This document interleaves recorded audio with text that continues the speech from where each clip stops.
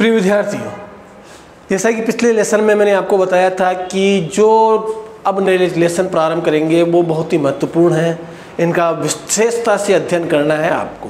तो पहले जो बताया था महत्वपूर्ण लेसन 1919 अधिनियम की विशेषताएं, और आज जो है वो है भारत शासन अधिनियम 1935। देखिए, जिस प्रकार अपन ने 1919 अधिनियम के बारे में अध्ययन किया था तो उस समय एक पॉइंट आया था कि इस अधिनियम के 10 साल बाद या 10 साल बाद एक जांच आयोग का गठन किया जाएगा और उसके आधार पर हम देखेंगे कि भाई कि इस अधिनियम में क्या कमियां रही या क्या खूबियां रही। तो उसी आधार पर एक साइमन कमेटी का गठन किया गया था,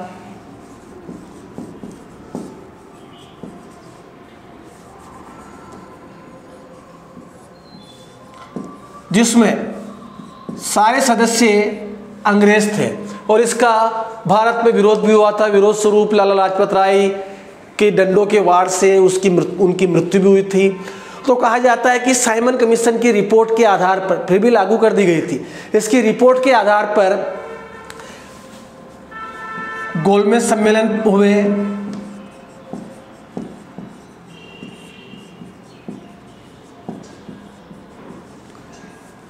लेकर 1930 से लेकर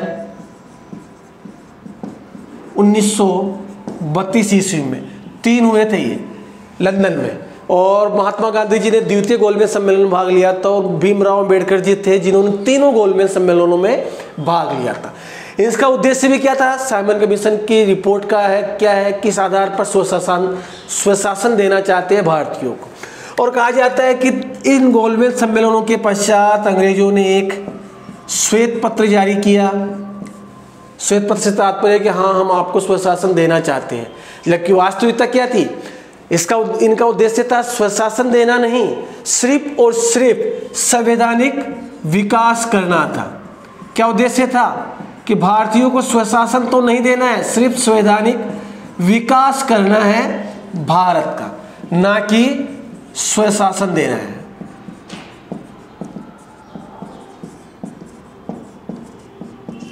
क्योंकि अंग्रेजों के लिए तो भारत सोने की चिड़िया थी, ऐसे आसानी से छोड़ के जाने वाले नहीं थे। लेकिन भारतीयों के विरोध लगातार बढ़ते गए, तो शांत करने के लिए ही ये अधिनियम बनाया गया। इसके पश्चात फिर ब्रिटिश संसद जो थी, ब्रिटिश संसद के अंदर जो दोनों सदन जो थे, उन सदनों के द्वारा एक परवर समिति का गठन किया गया, और परवर समिति के गठन के आधार जिसका जो अध्यक्ष थे लिनलिथगो, जो कि भारत के वायसराय भी थे। और इसी के आधार पर 2 अगस्त 1935 को यह अधिनियम एक कानून बन गया। तो वापस रिपीट कर रहा हूं, शुरुआत कैसे हुई? 1919 पृष्ठभूमि में अधिनियम है अपने पास, उसी के आधार पर साइमन कमीशन का गठन किया। फिर साइमन कमीशन की रिपोर्ट के आधार को लागू करने के लिए गोलमेज सम्मेलन लागू हुए, कितने थे? 3। फिर इसके आगे की प्रक्रिया, अंग्रेजों ने श्वेत पत्र जारी किया और उनके मन में क्या था? इस लोगों को यानी भारतीयों को स्वशासन की सौंपना नहीं, सिर्फ और सिर्फ संवैधानिक विकास करना था।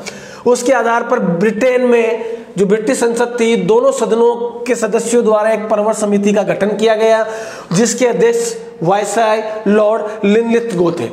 और इन्हीं के आधार पर इन्होंने जो रिपोर्ट सौंपी, उसके आधार पर 2 अगस्त 1935 को यह अधिनियम कानून बन गया। ठीक है भाई, आप भारत में इसे लागू कीजिए। और देखिए, सबसे बड़ी बात क्या है? जो भारत का जो वर्तमान संविधान है, वो संविधान अधिकतर इसी अधिनियम पर आधारित है। या यूं कह सकते हैं कि भारत में अभी जो प्रशासनिक प्रक्रिया चल रही है, उसमें इसी अधिनियम का महत्वपूर्ण योगदान है। कहीं हूबहू इसी अधिनियम की विशेषताओं को लिया गया है। अब देखिए, और सबसे बड़ा अंग्रेजों ने जो जितने भी अधिनियम लागू किए भारत में संवैधानिक सुधार के लिए, उनमें सबसे बड़ा यानी 321 अनुच्छेद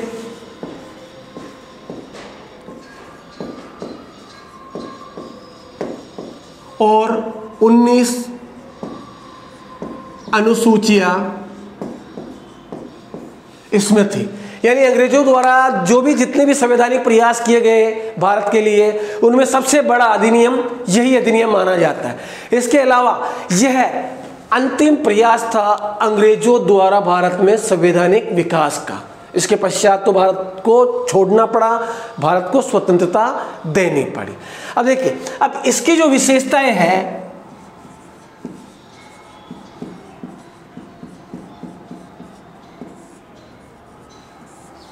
विशेषता, पहली विशेषता बताई जाती है कि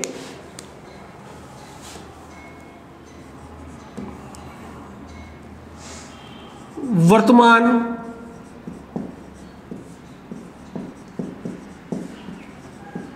संविधान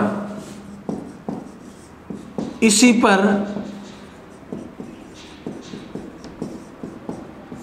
आधारित। यानी पहली विशेषता बताई जाती है कि अभी जो वर्तमान में भारतीय संविधान है, उसकी जो नींव है वो इस अधिनियम को बताई जाती है कि इसी के आधार पर भारतीय संविधान या भारतीय प्रशासनिक जो व्यवस्था है इसी अधिनियम के आधार पर चल रही है। सेकेंड,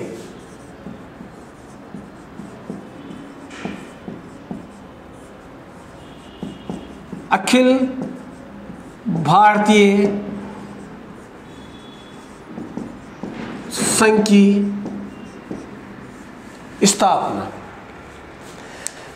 इस अधिनियम द्वारा यह डिसाइड किया गया कि एक अखिल भारतीय संघ की स्थापना करनी, यानी पूरे भारत को मिलाकर एक संघ बनाना है। विभिन्न राज्यों का एक संघ है भाई भारत।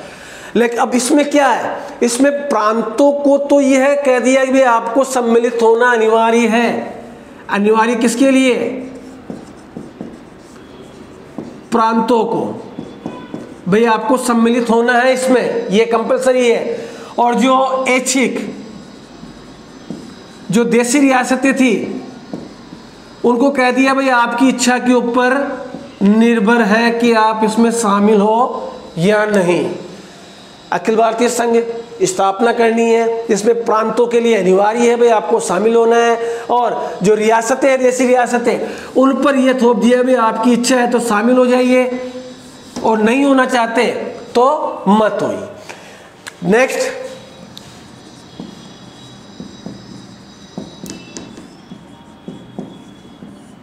शक्तियों का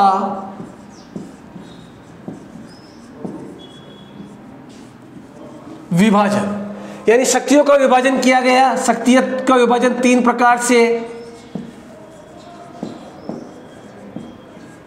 केंद्र सूची,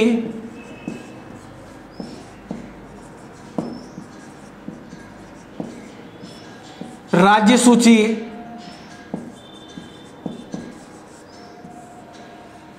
और समवर्ती सूची।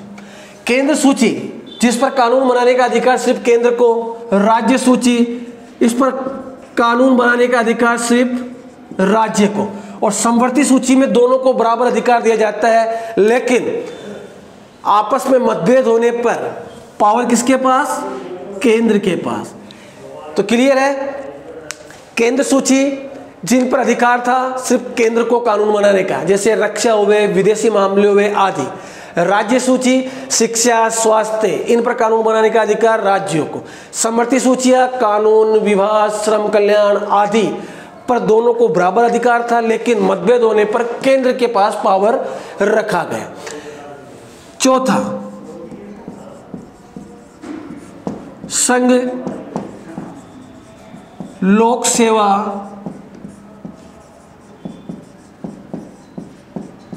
आयोग की स्थापना का भी लक्ष्य रखा गया। आपको पता है 1919 अधिनियम में लोक सेवा आयोग की स्थापना और 1935 अधिनियम में संघ लोक सेवा आयोग की स्थापना की सिफारिश की गई।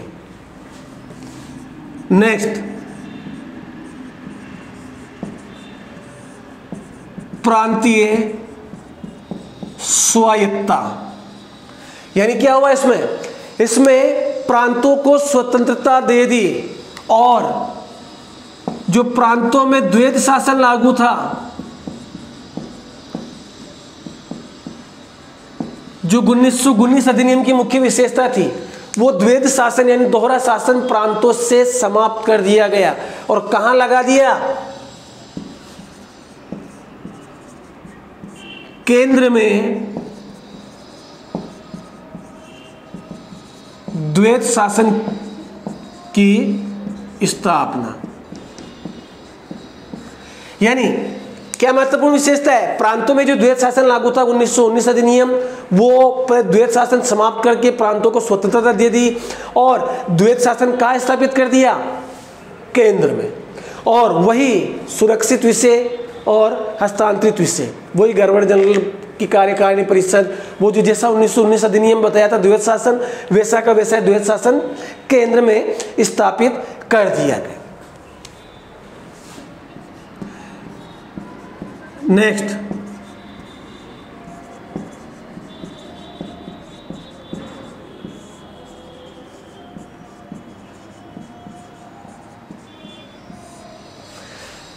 टॉपिक है संघीय न्यायालय की स्थापना कब की गई? 1 अक्टूबर 1935 ईस्वी में। यानी भाई इस अधिनियम में क्या डिसाइड किया गया? भाई एक संघीय न्यायालय की स्थापना करनी है और वो कर दी गई 1 अक्टूबर 1935 में। कहां पर? दिल्ली में। हालांकि यह सर्वोच्च न्यायालय नहीं था, इस न्यायालय के विरुद्ध भी प्रीवी काउंसिल जो अंग्रेजों की अदालत होती थी उसमें अपील की जा सकती थी, सर्वोच्च न्यायालय नहीं था। और इसका कार्य क्षेत्र क्या था? प्रांत व रियासतों तक ही इसका कार्य क्षेत्र था। और इसमें एक मुख्य न्यायाधीश व 2 अन्य न्यायाधीश सहित 3 सदस्य हो सकते थे। तो क्या हुआ? संघीय न्यायालय की स्थापना की गई 1 अक्टूबर 1935 को दिल्ली में। इसका कार्य क्षेत्र क्या था? प्रांत व देशी रियासतों तक। यह सर्वोच्च न्यायालय नहीं था, इसमें एक जो मुख्य न्यायाधीश और 2 सहायक न्यायाधीश थे, यानी 3 सदस्य थे। और इसके निर्णय के विरुद्ध प्रीवी काउंसिल जो कि सर्वोच्च न्यायालय होता था में अपील की जा सकती थी। नेक्स्ट, ब्रिटिश संसद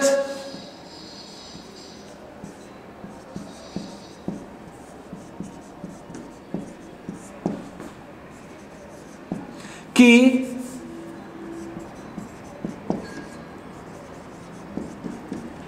सर्वोच्चता स्थापित की गई। यानी क्या डिसाइड किया गया कि भाई ब्रिटिश संसद को यह अधिकार होगा कि वह कोई भी परिवर्तन इसमें कर सकती है, बिना इनके कोई दूसरा परिवर्तन करने का अधिपत्य नहीं रखता, अधिकार नहीं रखता। तो क्या हुआ? ब्रिटिश संसद को सर्वोच्चता दे दी गई। भैया कोई भी परिवर्तन अगर इस अधिनियम में करना है तो कौन करेगा? सिर्फ और सिर्फ ब्रिटिश संसद।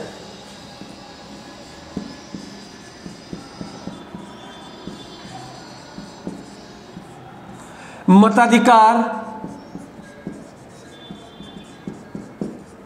का विस्तार। पहले क्या था? भारत की जो जनसंख्या थी उसकी 10% जनसंख्या को मत देने का अधिकार था, लेकिन अब क्या कर दिया? अब 15% जनसंख्या को मत देने का अधिकार दे दिया। नेक्स्ट, तो इसे रिपीट कर देता हूं मैं आपके। क्या हुआ? वर्तमान संविधान या भारतीय प्रशासन जो है अभी इसी अधिनियम के आधार पर बहुत कुछ चल रहा है। दूसरा, अखिल भारतीय संघ की स्थापना का लक्ष्य रखा गया।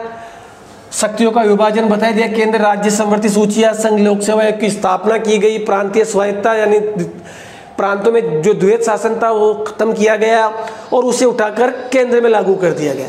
संघीय न्यायालय की स्थापना की गई। हालांकि ये सर्वोच्च न्यायालय नहीं था, लेकिन और इसका कार्य क्षेत्र कहाँ था? प्रांत व रियासत। ब्रिटिश संसद को सर्वोच्चता दी गई, भी कोई भी परिवर्तन करना है तो वो कौन कर सकता है? ब्रिटिश संसद।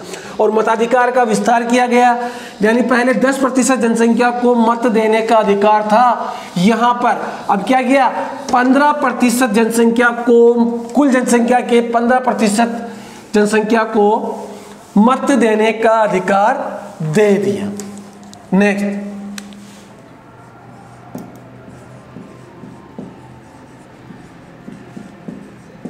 सांप्रदायिक निर्वाचन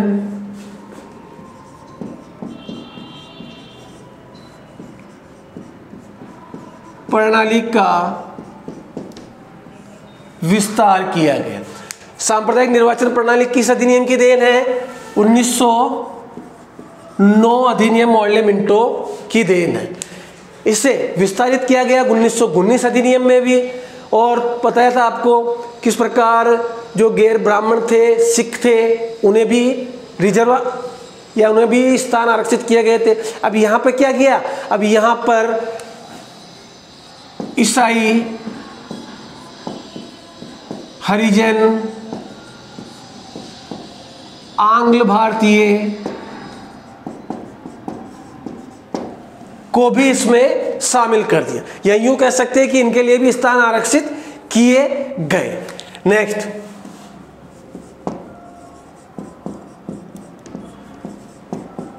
भारत परिषद का अंत, यानी आपको पता है भारत परिषद का खर्चा पहले ब्रिटिश वो भारतीय राजकोष पर था, फिर 1919 अधिनियम में ब्रिटिश राजकोष पर डाला गया। उस समय सदस्यों की संख्या में पहले 15 थी, बाद में 8 या 12 तक सीमित कर दी गई। अब क्या हुआ? इस अधिनियम द्वारा उस भारत परिषद का अंत कर दिया गया।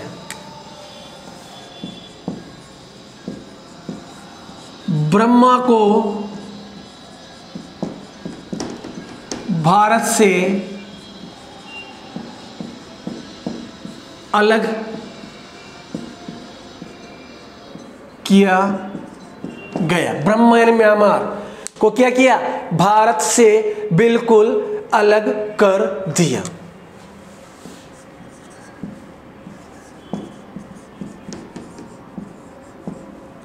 नेक्स्ट,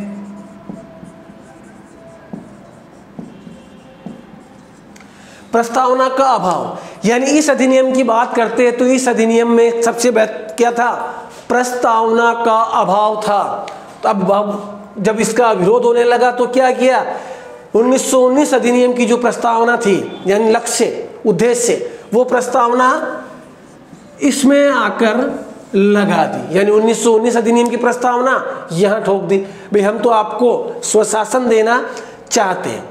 तो इस प्रकार आज इस लेसन में अपन ने भारत शासन अधिनियम 1935, एक ही नाम है इसका, और अंग्रेजों का अंतिम प्रयास था और सबसे बड़ा प्रयास था, के बारे में किस प्रकार लागू हुआ कि और उसकी विशेषताएं भी क्या क्या विशेषता रही के बारे में अध्ययन किया।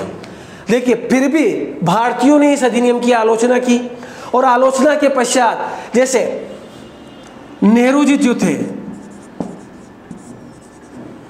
नेहरू जी ने क्या कहा इस अधिनियम के लिए? यह ऐसा इंजन है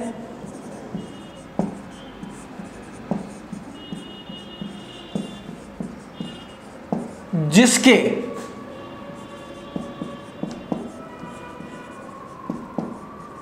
चारों ओर ब्रेक है। यानी आलोचना की है क्या कि यह एक ऐसा अधिनियम था, एक ऐसा इंजन है यह अधिनियम जिसके चारों ओर ब्रेक लगे हुए हैं, यानी चलने का तो सवाल ही नहीं है। तो इस लेसन को भी आप थोड़ा गंभीरता से लीजिए, क्योंकि यह लेसन आपको 20 नंबर दिलाने का अधिकार रखता है। Thank you.